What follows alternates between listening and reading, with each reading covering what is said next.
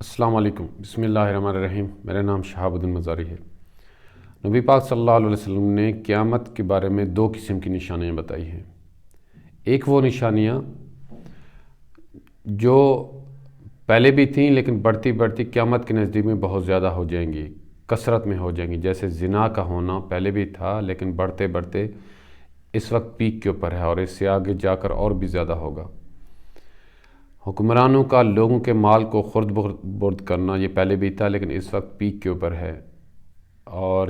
شراب کا زیادہ پیا جانا، زنا کا عام ہو جانا یہ پہلے بھی تھا لیکن اس وقت پیک کے اوپر ہے۔ والدین کی نافرمانی یہ پہلے بھی تھا لیکن اس وقت پیک کے اوپر ہے۔ دوسری نشانیاں وہ نشانیاں جو ایک ٹائم فریم کے مطابق ہیں کہ ایک وقت ہوں گی، جیسے نبی پاک صلی اللہ علیہ وسلم کے دنیا کے اندر تشریف لانا یہ قیامت کی نشانیوں میں سے ایک نشانی ہے۔ آپ صلی اللہ علیہ وسلم آخری نبی ہیں، یہ امت آخری امت ہے، اسی وجہ سے یہ آپ صلی اللہ علیہ وسلم کا دنیا کے اندر تشریف لے آنا یہ بھی قیامت کی نشانیوں میں سے ایک نشانی ہے۔ اسی طرح دجال کا ظاہر ہونا اور یاجوج ماجوج کا نکلنا اور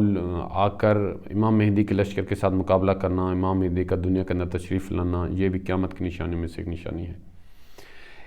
اس میں ایک حدیث ہے جس میں 2 نشانیاں بتائی گئی ہیں، ان کو آج ہم دیکھ لیتے ہیں۔ نبی پاک صلی اللہ علیہ وسلم نے فرمایا،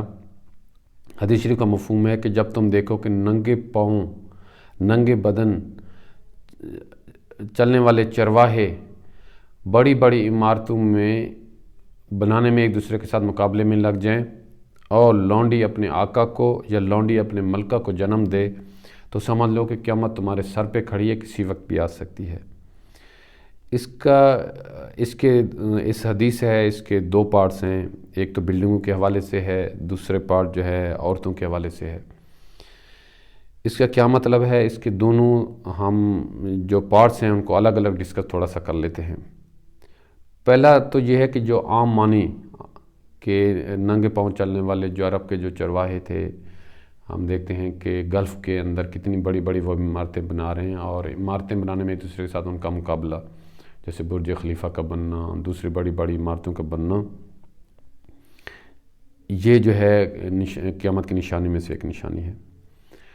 لیکن اس کے ڈیپ میننگ کیا ہیں؟ اس میں سے ڈیپ میننگ میں پہلی میننگ یہ کہ بڑی عمارت بنانے کے لیے زیادہ ٹیکنالوجی کی ضرورت ہے، بڑی ٹیکنالوجی کی ضرورت ہے۔ تو ٹیکنالوجی کا دنیا کے اندر عام ہو جانا، انسانوں نے غاروں سے سفر شروع کیا، یہ ٹیکنالوجیکل اس وقت لو لیول تھا اور اس وقت ہائی لیول پیک لیول ہے کہ بڑی بڑی عمارتیں بنانا۔ پھر عمارتوں کو، بڑی بڑی عمارتوں کو باعث فخر سمجھنا، جیسے نبی پاک صلی اللہ علیہ وسلم نے جو غیر ضروری بڑی عمارتیں ہیں ان کو بنانے سے منع فرمایا، لیکن ہم دیکھتے ہیں کہ اس وقت میں بڑے گھر بنانا، بڑی عمارتیں بنانا اس کو فخر کی نشانی سمجھا جاتا ہے اور اس کو ترقی کی علامت سمجھا جاتا ہے۔ حالانکہ ایسا نہیں ہے، بڑی عمارتیں بنانا سائنس ٹیکنالوجی کی تو علامت ہے، ترقی کی علامت نہیں ہے۔ اگر یہ ترقی کی علامت ہوتی تو ہم دیکھتے ہیں کہ یورپ میں کوئی بڑی عمارتیں نہیں ہیں، یو کے میں، انگلینڈ میں، جرمنی میں کوئی بڑی بڑی عمارتیں نہیں ہیں، تو اس کا مطلب ہے کہ وہ ترقی میں پیچھے ہیں، نہیں بلکہ وہ ترقی میں ان گلف کنٹریز سے تو بہت زیادہ آگے ہیں۔ ترقی اصل میں ہے انسانوں کو ان کے حقوق دینا، انسانوں کی جو زندگی ہے اس کو آسان کرنا، یہ ترقی کی علامت ہے۔ بڑی بڑی عمارتیں بنانا ترقی کی علامت نہیں ہے۔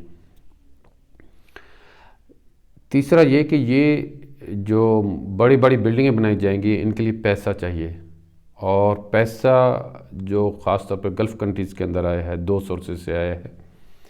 ایک یہ کہ تیل جو اب برآمد ہوا، تیل کا پیسہ ہے۔ دوسرا یہ کہ پوری دنیا کے انویسٹر، جس میں اکثر تو کرپٹ انویسٹر ہی ہیں جو مختلف ملکوں میں کرپشن کر کے یہاں پہ جا کے انویسٹمنٹ کرتے ہیں، تو یہ جو بلڈنگیں ہیں اس کے پیچھے تیل ہے اور اس کے پیچھے دوسرے ملکوں کا پیسہ ہے۔ تو ایک تو یہ ہے کہ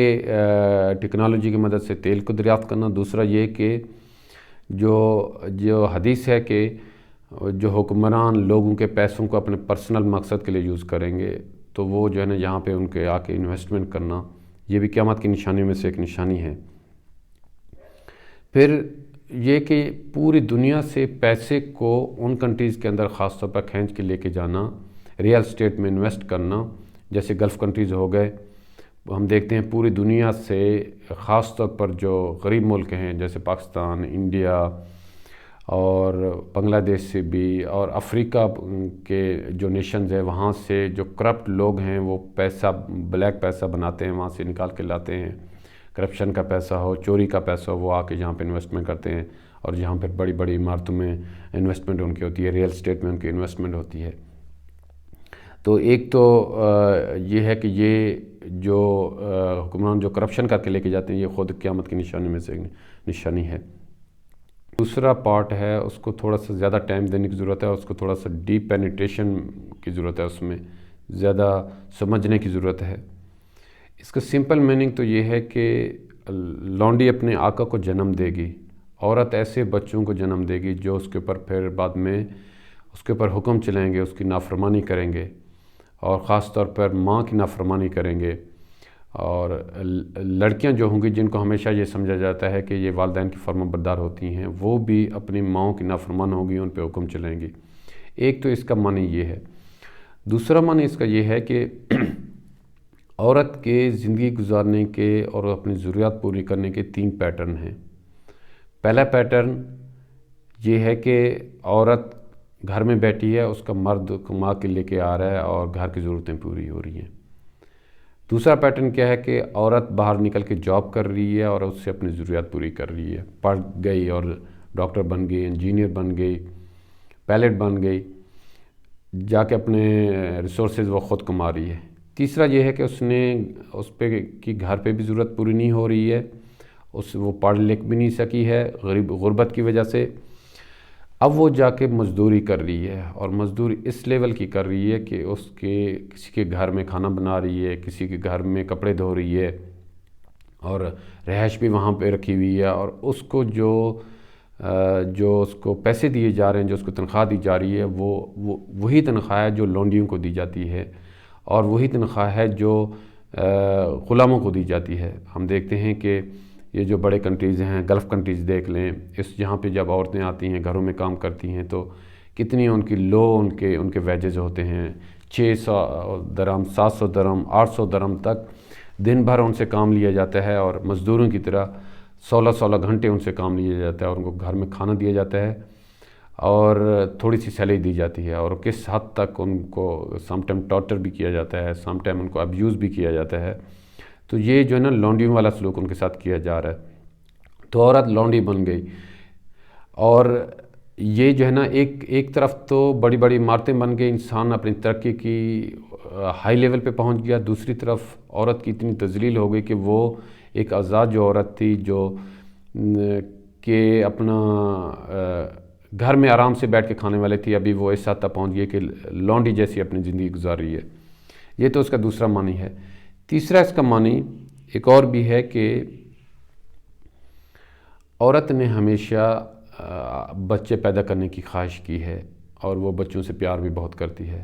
لیکن ایک وقت ایسا آ گیا کہ پہلے تو عورت اپنے جسم کو بیچنے کے لیے تیار بیٹھی ہوئی ہے، کچھ روپیوں کے عوض، کچھ پیسوں کے عوض. کیوں؟ غربت ہے، اس نے اپنی ضروریات پوری کرنی ہے. پھر اس سے اگلا سٹیج یہ ہے کہ عورت اپنے رحمدانی یعنی یوٹرس باڈی پارٹ کو رینٹ پہ دے دے. کیسے رینٹ پہ دے دے کہ امیر لوگ، یہ ابھی دیکھیں جدید ٹیکنالوجی آ گیا کہ امیر لوگ وہ ماں باپ جو بچے خود عورت برداشت نہیں کر سکتی، بچے نہ پیدا کرنا چاہے، تو کیا کرتے ہیں کہ مرد کا سپرم عورت کا ایگ لے کر ان کو لیبارٹری کے اندر میوٹیٹ کر کے، اور تیسری عورت جس کو ہائر کیا جاتا ہے، جس کی رحمدانی کو، اور کہا جاتا ہے کہ ہم آپ کو اس کے 1 سال تک پیسے پے کرتے رہیں گے، اس کے رحمدانی میں ڈال دیا جاتا ہے، یوٹرس میں ڈال دیا جاتا ہے، جو بعد میں بچہ پرورش پاتا ہے وہاں پہ. اور یہ عورت پیسوں کے عوض میں کسی دوسرے کے بچے کو پال رہی ہوتی ہے. اس سے بڑی عورت کی کوئی تذلیل نہیں ہے کہ وہ عورت جو اپنے بچے پیدا کرنے کی جس کے اندر خواہش ہوتی تھی، ابھی اس کو ہائر کیا جا رہا ہے دوسروں کے بچے پیدا کرنے کے لیے. اور جب یہ عورت کے پیٹ میں جب تک بچہ ہے، اس وقت تک تو اس کی خدمتیں بھی ہو رہی ہیں، اس کو اچھا کھانا پینا بھی دیا جا رہا ہے، ان لوگوں کی طرف سے جنہوں نے ان کو ہائر کیا ہے، ان لوگوں کی طرف سے جنہوں نے اس کو ہائر کیا ہے، اس کی طرف سے اچھا کھانا بھی دیا جا رہا ہے، اس کی طرف سے اچھا پینے کو دیا جا رہا ہے، اچھی رہائش بھی دی جا رہی ہے۔ لیکن جیسے ہی یہ بچہ پیدا ہوا تو وہ جو بچہ پیدا ہوا وہ تو مالک ہے یا مالکن ہے، یہ عورت جو ہے یہ ویسے کی ویسی غریب کی غریب ہے اور ویسے کی ویسی لونڈی کی لونڈی ہے۔ تو یہ جو ہے یہ جو تشریح ہے جس کو علماء نے بھی کیا ہے، جیسے عمران حسین صاحب نے، انہوں نے بھی یہ تشریح کی ہے، یہ میرے خیال میں، میرے اوپینین میں یہ زیادہ ویلڈ ہے۔ اور آخر میں یہ حدیث کے جو دونوں پارٹس ہیں اس کے آپس میں کیا ربط ہے؟ آپس میں یہ ربط ہے کہ ایک طرف تو انسانیت کی پرواز ہے کہ وہ غاروں سے نکلا اور بلند و بالا عمارتوں میں رہ رہا ہے، یہ انسانیت کی پرواز ہے، اونچا ہو گیا انسان۔ دوسری طرف انسانیت کی تذلیل ہے کہ وہ عورت جو آزاد پیدا ہوئی، جس کو گھر میں سب کچھ مل جاتا تھا، ابھی وہ اس لیول سے لے کر نیچے اتنی حد تک گر گئی ہے بیچاری، کچھ پیسوں کے لیے، اپنی ضروریات زندگی کو پورا کرنے کے لیے، کہ وہ اپنی جسم کا حصہ رینٹ پہ دے رہی ہے دوسرے لوگوں کو، اور اپنے رحمدانی کو دوسروں کو رینٹ پہ دے رہی ہے۔ اور اس میں دوسرا یہ کنٹراسٹ ایک دکھایا گیا ہے کہ آخری وقت میں یہ ہوگا کہ کچھ لوگ تو عیاشیوں کی بلندیوں پہ ہوں گے، بڑی بڑی عمارتوں میں رہ رہے ہوں گے، مزے والی زندگی گزار رہے ہوں گے، جبکہ دوسری طرف میں اتنی غربت ہو جائے گی کہ عورتیں اپنا جسم بیچنے کے لیے تیار ہو جائیں گی اور لونڈیوں والی جیسی ان کی حالت ہو جائے گی۔ تو آج ہم دیکھتے ہیں کہ اور تیسرا اس کا یہ بھی مطلب ہو سکتا ہے کہ وہ ملک جنہوں نے بڑی بڑی جو عمارتیں بنا رہے ہیں، ہم دیکھتے ہیں کہ بڑی بڑی عمارتیں جیسے دوسروں کے انویسٹمنٹ کو لے کر گلف کنٹریز میں جیسے دیکھ لیں، سنگاپور میں جیسے دیکھ لیں، یا ملیشیا میں جیسے دیکھ لیں، جہاں بڑی بڑی عمارتیں بن رہی ہیں، وہاں کے لوگ تو مزے کر رہے ہیں، اور دوسری جگہ سے آئی ہوئی عورت وہ لونڈیوں جیسے کام کر رہی ہے، اور کچھ پیسوں کے عوض دن رات وہ محنت کر رہی ہے۔